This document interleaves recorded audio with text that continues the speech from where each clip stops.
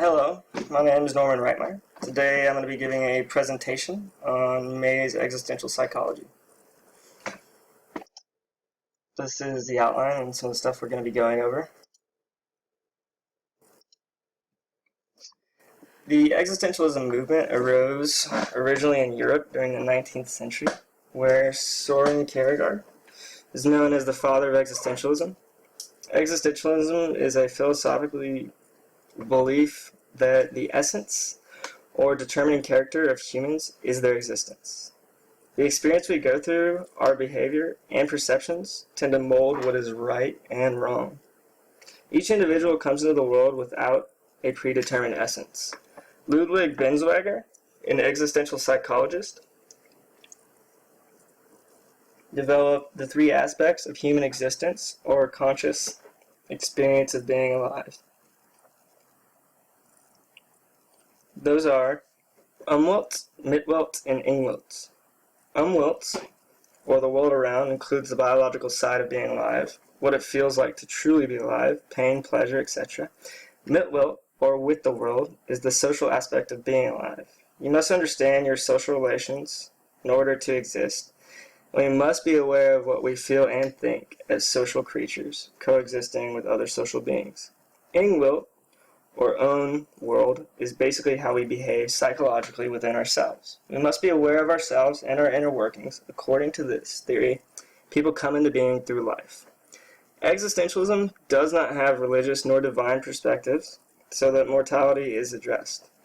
Themes in existentialism include dread, boredom, alienation, the absurd, freedom, commitment, nothingness, love, will, destiny, and many more. Rollo Rees May. He was born April 4th, 1909 in Otto, Ohio. He was the first son born, with 6 children in the family, one elder sister. He did not have a good relationship with his parents. His father worked as a secretary for Young Men's Christian Association and was quite busy. His father would often abandon the children to care for themselves and would not return for extended periods of time. May married twice and had 3 children with Florence de Vries. First, May earned his bachelor's in English from Oberlin College in 1930, then a Master of Divinity from Union Theological Seminary. Then he earned his Ph.D. in clinical psychology from William Allinson White Institute of Psychiatry in 1949, and pursued his true passion. May passed away October 22, 1994. May's existential theory was based around the existential belief that freedom and responsibility come within one another. If you cannot take responsibility of your actions, you cannot have freedom to conduct said actions. One belief was that an attempt to escape freedom and responsibility leads to anxiety.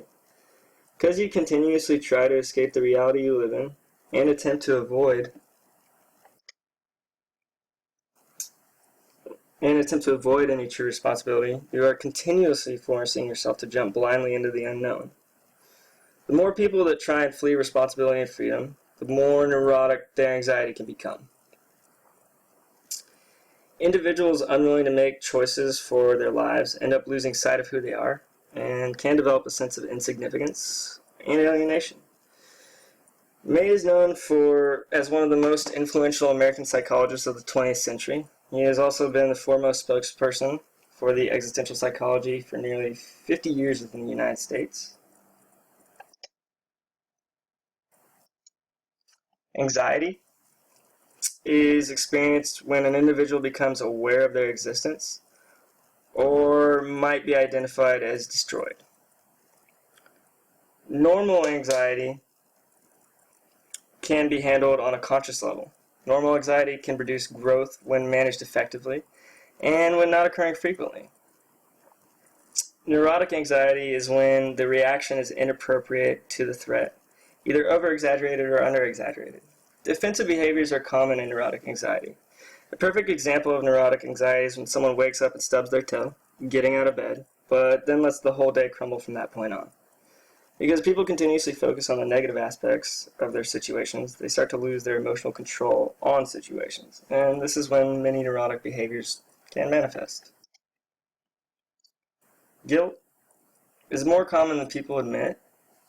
We have really numerous reasons for this emotional response, but the main reasons typically include scenarios in which people deny themselves their possibilities, people fail to perceive others' needs, and or people cannot become independent of their natural role. Guilt is similar to psychology in the sense of them both being ontological. So they're non-specific towards situations, thus interchangeable to fit any situation. People act with intention. And if you do not grasp the pretense with full potential, a feeling of guilt lingers. Each individual should aim to find what their true desires in life are. Then they should test themselves to find out what their full potential in life is, and try to push their own limitations. Then they need to look at the significant people in their life, see what their needs are, and make sure your desires do not interfere with their needs. And lastly, see if you can become more dependent upon yourself rather than your environment.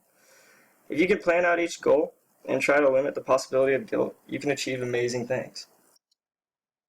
Intentionality is the psychological or mental commitment to any given action or actions that may be fulfilled in the future.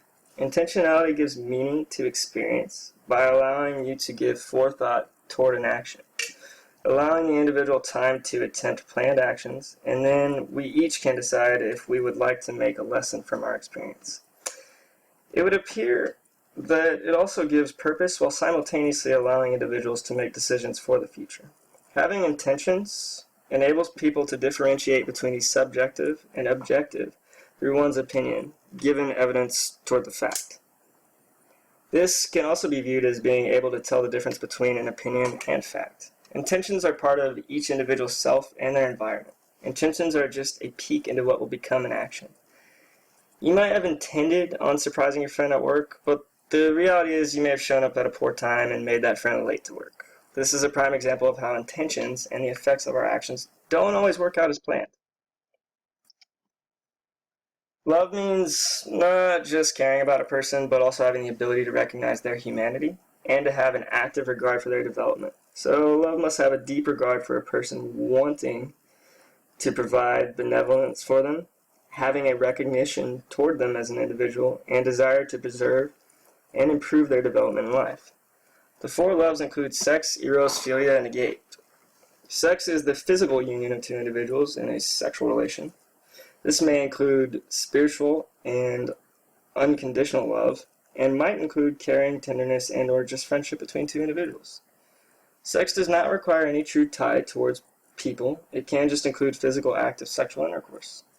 Eros, or the desire to endure union with a loved one, may include sex, but it's built from caring and tenderness. This is when two people wish to be together just to have each other and to have others' deep regard.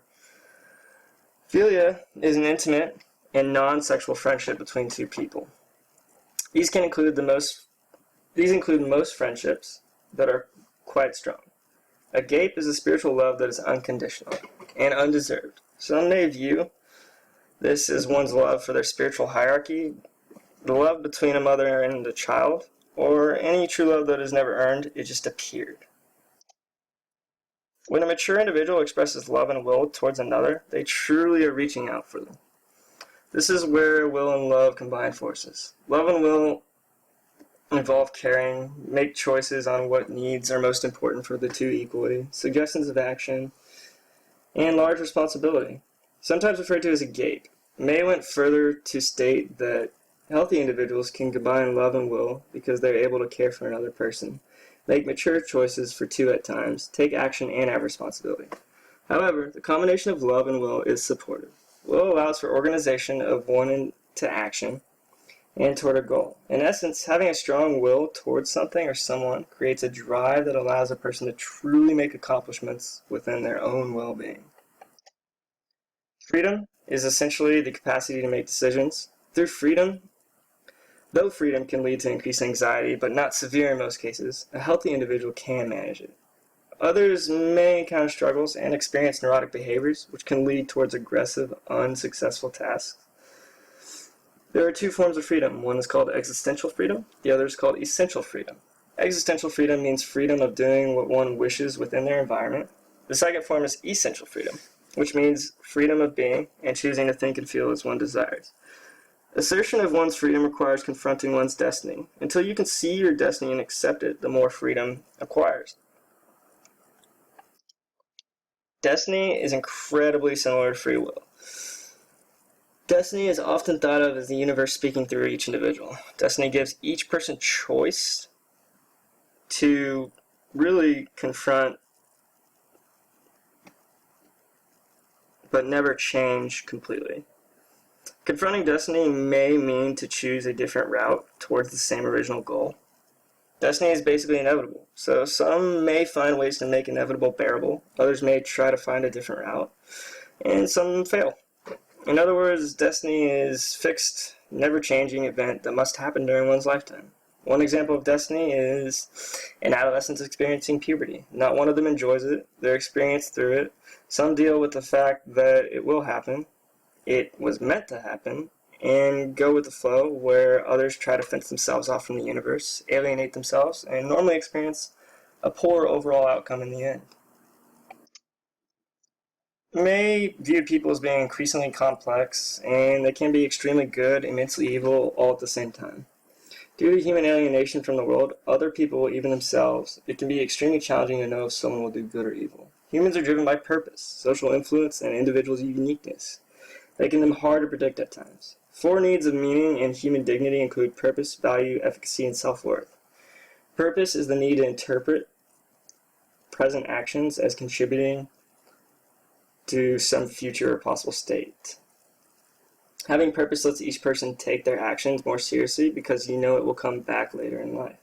Value or justification asserts that actions are right and good. If you cannot see the positives or negatives of your actions, you do not place value towards said actions. When you place value upon something, it can help you aim for a more positive outcome. Efficacy is having a sense of control over events, even if control is illusionary. Being able to maintain control in a situation can make you have more confidence within yourself. Have you ever babysat multiple children during the day? Did you ever feel like you lost control of your crazy crowd? It makes you feel like you cannot handle life. It leaves you hopeless. The effective use of efficacy can help you develop skills that give you control. Last but definitely not least is self-worth. The sense that individual's life is significant and a claim on self-respect and respect for others. May didn't use psychotherapy to cure patients for specific disorders. He felt that the practice should be used for individuals to feel human. He often used it to help people take responsibility and maybe make better decisions for themselves. A 2014 study, a documented personality change for 10 years within 733 middle-aged individuals to trace their existential well-being. Questions were based on a participant's autonomy, environmental mastery, personal growth, positive relationships, purpose of life, and self-acceptance. Clinicians found that psychological factors most prominently linked to change were hostility, depression, anxiety, and poor overall life satisfaction. When people become so consumed with negative influence that they have within their life, they start to fall down a never-ending vicious spiral. When they hit a certain point, it can stay with them for their life. May was very successful, but also criticized as being anti-theoretical, anti-intellectual. His ideas rate low on generating research and guiding action. Unfortunately, May's theories rates low on most overall standards of psychology. My personal theory, or personalities theory, is based off of how much as an individual you're willing to give back towards those around you. Those who are willing to give shall also receive. I believe we are born with the need and desire to help those around us, and there is no greater purpose. Typically, a selfish decision or selfish decisions can lead to harming multiple parties and plant a seed of destruction that eventually must be altered or changed to succeed in life. Those who only wish to take might take so much that they take from themselves. True success comes from helping others. Anything that goes against that hurts us as human beings and places us in position to be harmed later in life. A positive meaning perspective can give a sense of coherence in life. What comes around goes around. I believe this ties in my project, similar to how May viewed people as being complex. They can be extremely good and immensely evil. but I would add that good generally produces a positive result in life, and the evil produces a negative result. And that's all. Thank you.